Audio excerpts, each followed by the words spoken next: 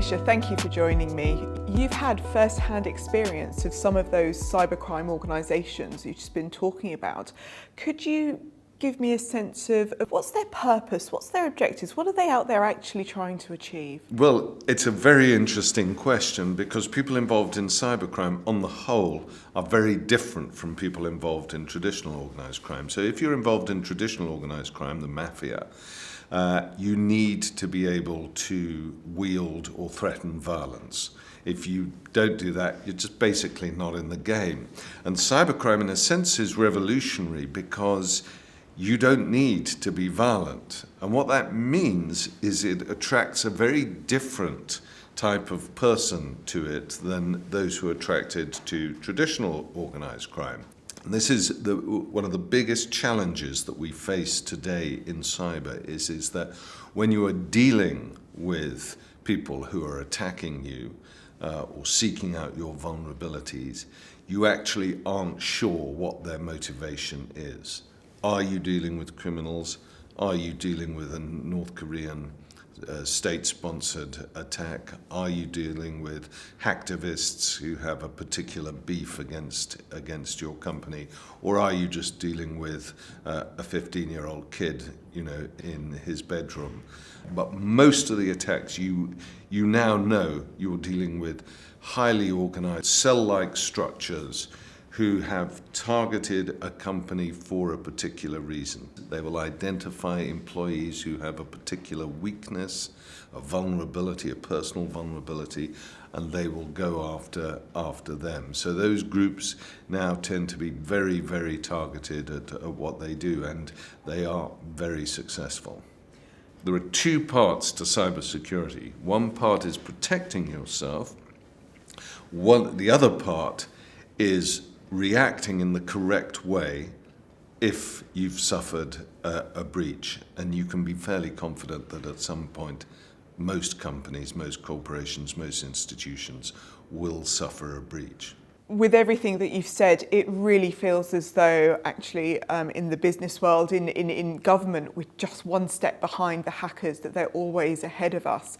How can we begin to address that? Well, it's an arms race. So every time the cybersecurity industry comes up with a digital solution to a particular problem that hackers have identified and are exploiting, then hackers will start working on a workaround of that new defense. Machine-to-machine learning, artificial intelligence, and so on is going to create a whole new load of headaches for the cybersecurity industry.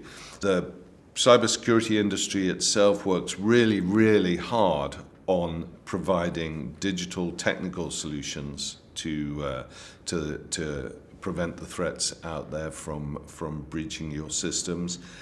But the thing that people really need to do, and which we've been very, very slow in responding to, is it's your behavior, the behavior of the individuals in your company, the ability of the board to understand exactly why cybersecurity is important and exactly why a culture of digital hygiene has to be integrated into every aspect of how the business runs, which is why we need the silos of information security, finance department, comms, and risk management to have fluid communication between one another and to be able to present a united front when it comes to explaining to the board exactly what is needed and why it's needed in a language that the board can understand